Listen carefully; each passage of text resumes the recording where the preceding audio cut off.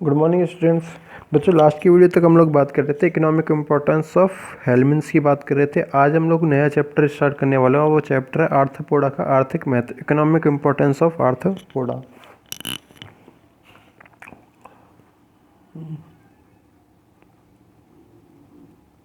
Arthropoda का आर्थिक महत्व, इकोनॉमिक इम्पोर्टेंस ऑफ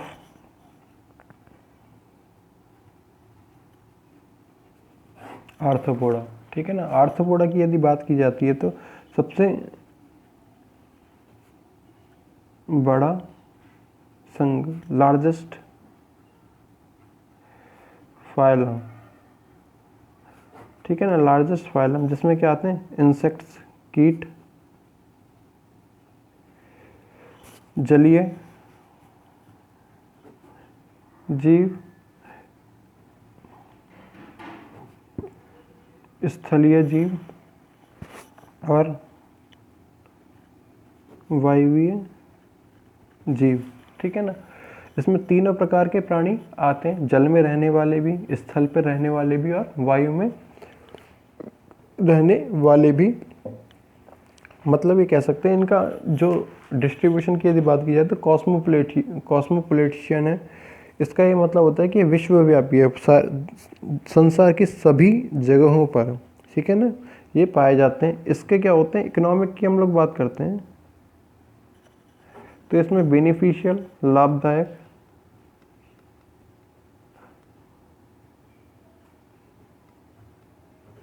और हानिकारक, हार्मफुल, दोनों प्रकार के क्या होंगे, जीव पाए जाएंगे आर्थ्रोपोडा के अंदर। दोनों प्रकार के जीव पाए जाएंगे आर्थ्रोपोडा के अंदर। तो इसमें सबसे बड़ा एक ऑर्डर होता है क्रस्टेशिया का, जिसमें हम लोग बात करते हैं जितने भी वेस्प होते हैं, ततैये वगैरह होते हैं, ये आते हैं। एपीज, मधुमक्खियाँ होती हैं, ये आते हैं।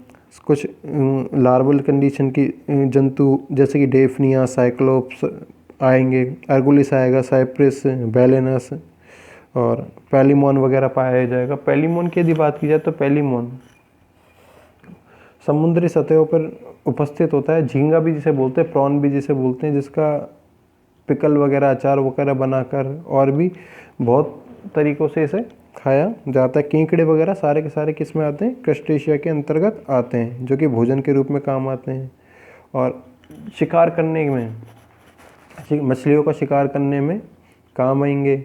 और कुछ जो गंदी सतह हैं इनको साफ करने में, मतलब अपमार्जक के रूप में भी काम आएंगे। और बहुत सारे छोटे जो सूक्ष्म जीव होंगे इन्हें मारने के भी काम आएंगे, नाशक के रूप में, मतलब पेस्ट के रूप में भी ये काम आएंगे। ठीक है ना। तो फर्स्ट हम लोग ले रहे हैं क्रस्टेशिया।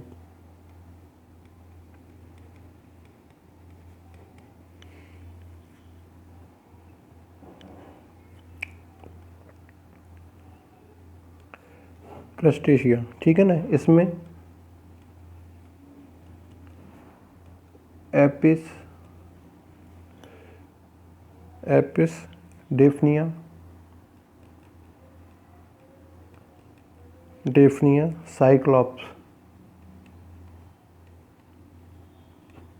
साइक्लॉप्स, बेलेनस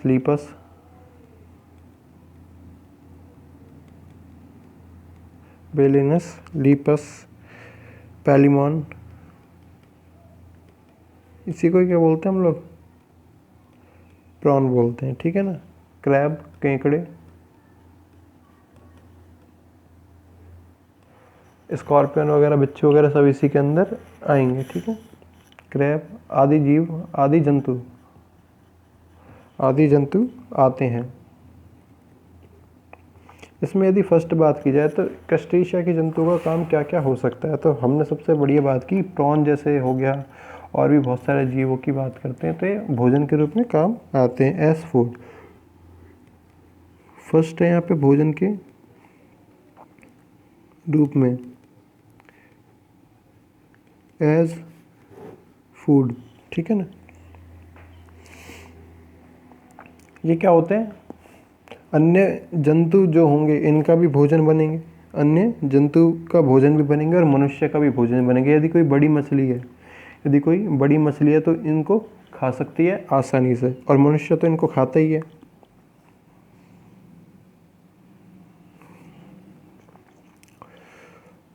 तो ये कह सकते हैं लॉबस्टर, श्रिम्प, झींगे, प्रॉन, सिक्वेला,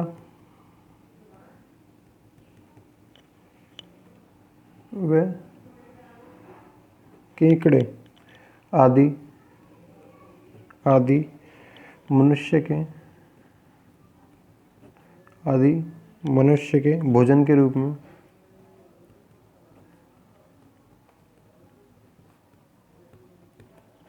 रूप में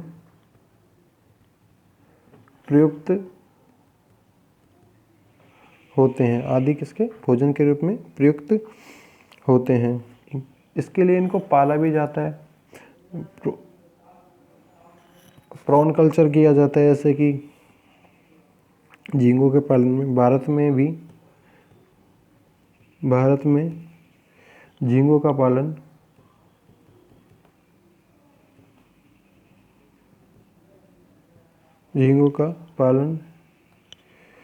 प्रॉन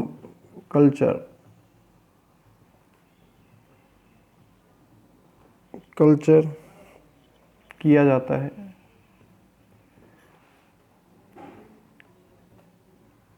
प्रॉन कल्चर किया जाता है, ठीक है ना। सेकंड यदि बात की जाए हम लोग फूड के रूप में, तो ये हो गया फर्स्ट।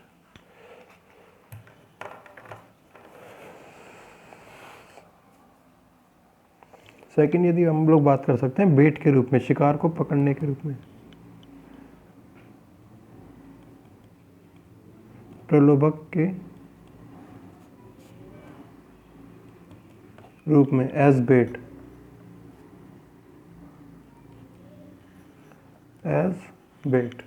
ठीक है ना। तो मछलियों को पकड़ने में और अन्य छोटे जंतुओं को पकड़ने में क्या किया जाता है, क्रस्टेशिया के जंतुओं को यूज में लिया जाता है। अनेक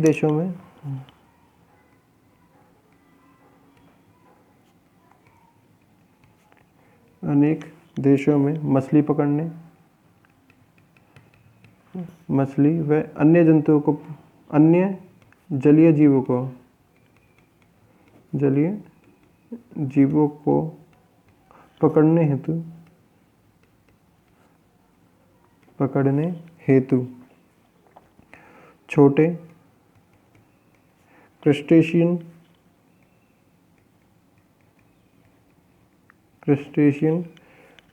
जंतुओं को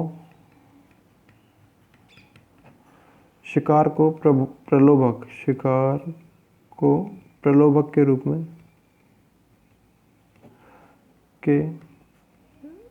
में प्रयुक्त किया जाता है,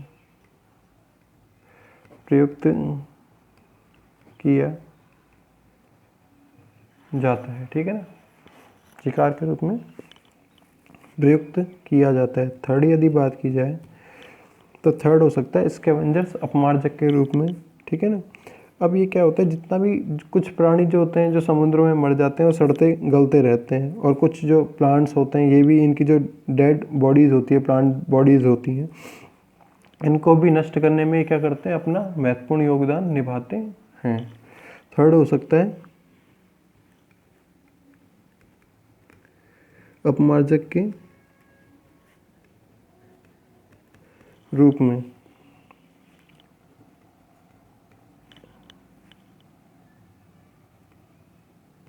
एज स्कैवेंजर्स, ठीक है ना।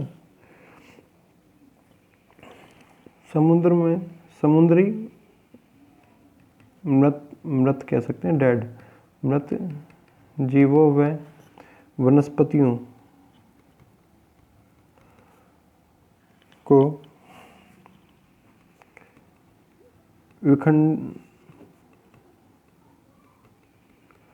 विखंडित कर यह समुद्रों को साफ रखने का कार्य करते हैं, कार्य करते हैं, ठीक है ना। समुद्रों को साफ करने का भी कार्य करेंगे।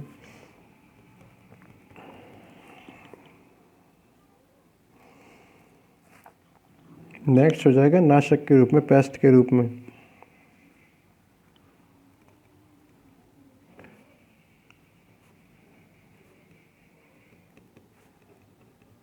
एज पेस्ट,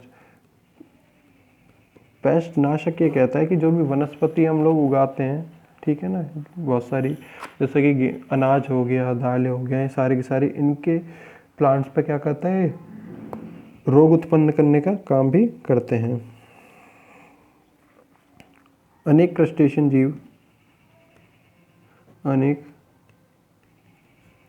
क्रस्टेशियन जीव नाशक के रूप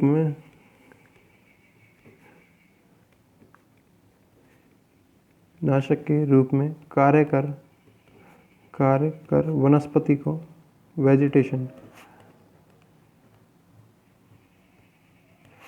वेजिटेशन को हानि पहुंचाते हैं।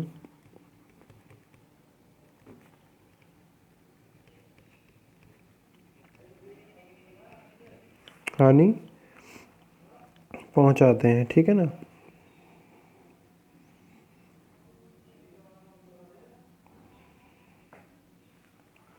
तो ये क्या हो जाएगा, नाशक के रूप में भी इनका कह सकते हैं। यदि बात की जाए सेकंड नंबर पे, फर्स्ट था हमारे पास क्रस्टेशिया, दूसरा हम लोग बात करें एरेक्निडा। एरेक्निडा जिसमें कि सारी की सारी क्या आती है, मकड़ियाँ आती हैं, बिच्छू आते हैं, माइट्स आती हैं, ट्रिक्स आती हैं, ठीक है ना, ये आते हैं। तो इनका जो पॉइजन होता है, ठीक है ना, इसका जो स्टिंग होता है, ये क्या होता है, बहुत ज़्यादा विषैला होता है, जिससे कभी कभी क्या हो जाती है, मृत्यु भी हो जाती है। तो सेकंड नंबर पे आता है एरेक्निडा।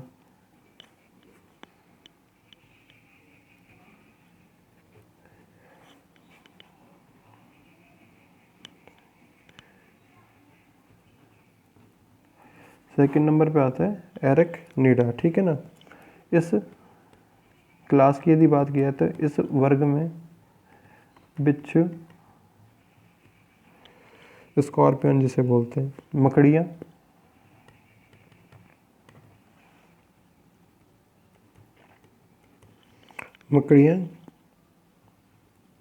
माइट्स, जैसे कि ये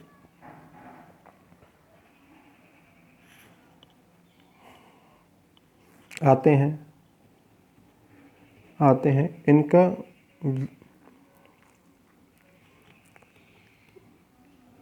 इनका डंक, स्टिंग जिसे बोलते हैं, अत्यंत विषैला होता है, जिससे विषैला होता है, जिससे कभी कभी मनुष्य की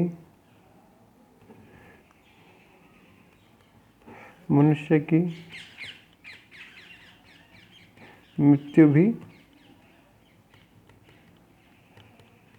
जिससे कभी कभी क्या हो जाती है, मनुष्य की मृत्यु भी हो जाती है। साथ ही साथ ये क्या करते हैं, हानिकारक कीटों को भी खाते हैं, जैसे कि हम लोग बात कर सकते हैं कॉकरोच और ग्राइलस वगैरह की बात कर सकते हैं। तो इससे बेनिफिशियल इफेक्ट भी हैं।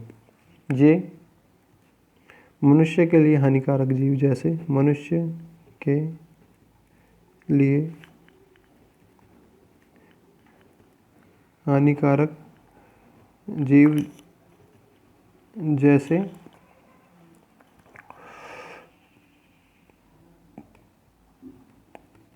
कॉकरोच, ग्राइलस आदि को भी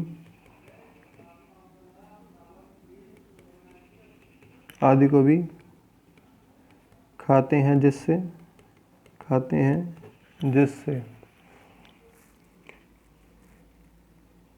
यह मनुष्य के लिए लाभकारी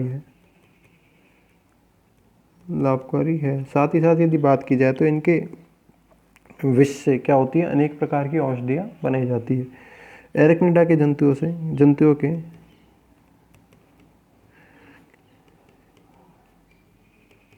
जंतुओं के विष से अनेक